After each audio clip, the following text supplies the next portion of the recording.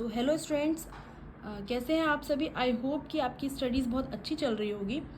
तो हम part 4 start करते हैं अंतःझिल्लिका तंत्र से। इसके पहले के टॉपिक्स हमने पिछली वीडियोस में कवर कर चुके हैं।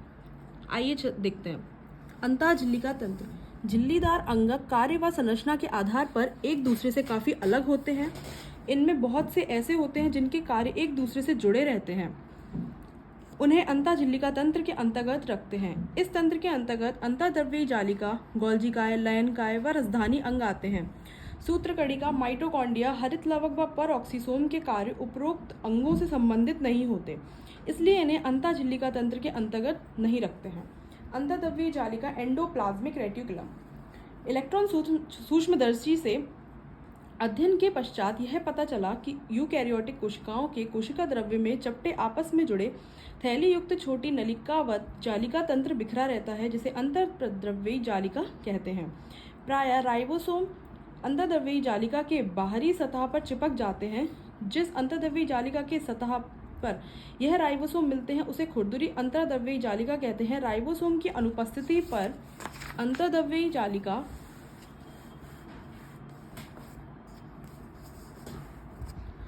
चिकनी लगती है, अतः इसे चिकनी अंतःद्रव्यी जालिका कहते हैं। जो कोशिकाएं प्रोटीन संश्लेषण एवं स्रवण में सक्रिय भाग लेती हैं, उनमें खुरदरी अंतःद्रव्यी जालिका बहुतायत में से मिलती है।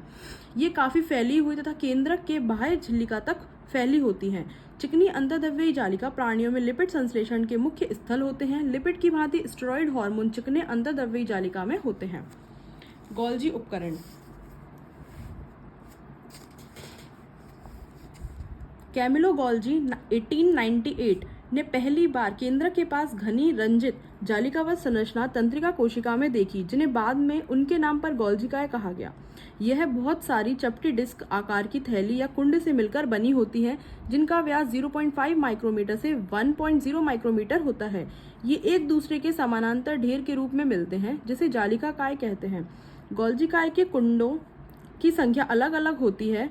गोल्जी कुंड केंद्रक के पास संकेंद्रित व्यवस्थित होते हैं, जिनमें निर्माणकारी सतह उत्तरोत्तर सिस व परिपक्व सतह उत्तलावतल ट्रांस होती है।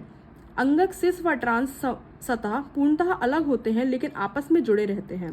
गोल्जिकाय का मुख्य कार्य द्रव्य को संवेष्टित कर अंतरकोशिकीय लक्ष्य तक पहुंचाना या कोशिका के बाहर स्रवण करना है।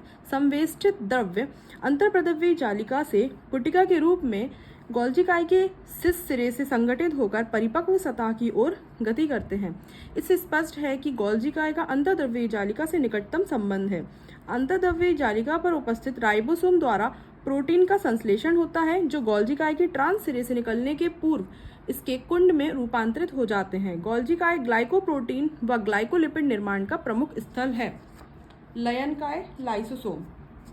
यह झिल्ली पुटिका संरचना होती है, जो संवेष्टन विधि द्वारा गोल्जिकाय में बनते हैं। पृथकीकृत लयनकाय पुटिकाओं में सभी प्रकार की जल अपघटकीय एंजाइम जैसे हाइड्रोलेजेज, लाइपेजेज, प्रोटोएजेज व कार्बोहाइड्रेजेज मिलते हैं, जो अम्लीय परिस्थितियों में सर्वाधिक सक्रिय होते हैं। ये enzyme carbohydrate, protein, lipid, nucleic acid आदि के पाचन में सक्षम हैं। रसधानी वैक्यूल। कोशिका द्रव्य में झिल्ली द्वारा घिरी जगह को रसधानी कहते हैं। इनमें पानी, रस, उत्सर्जित पदार्थ व अन्य उत्पाद जो कोशिका के लिए उपयोगी नहीं हैं, भी इसमें मिलते हैं।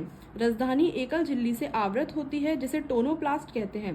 पादप कोशिकाओं में यह कोशिका का 90% स्थान घेरता है। पौधों में बहुत से आयन व दूसरे पदार्थ सांद्रण प्रवणता के विपरीत फेनोप्लास्ट से होकर रसधानी में अभिगमित होते हैं। इस कारण से इनकी सांद्रता रसधानी में कोशिका द्रव्य की अपेक्षा काफी अधिक होती है।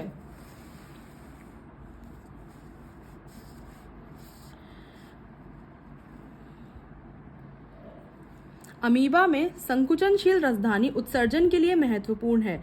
बहुत सारी कोशिकाओं जैसे आद्य जीव में खाद्य रसधानी का निर्माण खाद्य पदार्थों को निगलने के लिए होता है। सूत्रकणिका, माइटोकॉन्ड्रिया। सूत्रकणिका को जब तक विशेष रूप से अभिरंजित नहीं किया जाता, तब तक सूक्ष्मदर्शी द्वारा इसे आसानी से नहीं देखा जा सकता है। प्रत्येक कोशिका में सूत्रकणिका की संख्या भिन्न होती है। यह उसकी कार्य की सक्रियता पर निर्भर करती है। ये आकृति व आकार में भिन्न होती है। यह तश्तरीनुमा बेलनाकार आकृति की होती है जो 1.0 से 4.1 माइक्रोमीटर लंबी व 0.2 से 1 माइक्रोमीटर औसत 0.5 माइक्रोमीटर व्यास की होती है। सूत्रकणिका एक दोहरी झिल्ली युक्त संरचना होती है जिसकी बाहरी झिल्ली व भीतरी झिल्ली इसकी अवकाशिका ल्यूमेन को दो स्पष्ट जलीय कक्षों बाह्य कक्ष व भीतरी कक्ष में विभाजित करती है। भीतरी कक्ष को अधात्री मैट्रिक्स कहते हैं। बाह्य कला सूत्रकणिका की बाह्य सतत सीमा बनाती है। अंतः झिल्ली कई अधात्री की तरफ अंतर्वलन बनाती है जिसे क्रिस्टी एक वचन क्रिस्टो कहते हैं। क्रिस्टी इसके क्षेत्रफल को बढ़ाते हैं। इसकी दोनों झिल्लियों में इनसे संबंधित विशेष एंजाइम मिलते हैं जो सूत्रकणिका के कार्य से संबंधित है। सूत्रकणिका का वायवीय श्वसन से संबंध होता है। इनमें कोशिकीय ऊर्जा एटीपी के रूप में उत्पादित होती है। इस कारण से सूत्रकणिका को कोशिका का शक्ति गृह कहते हैं। सूत्रकणिका के अधात्री में एकल वृत्ताकार अणु डीएनए अणु व कुछ आरएनए राइबोसोम 70S तथा प्रोटीन संश्लेषण के लिए आवश्यक घटक मिलते हैं। सूत्रकणिका विखंडन द्वारा विभाजित होती है। ये सूत्रकणिका की संरचना है।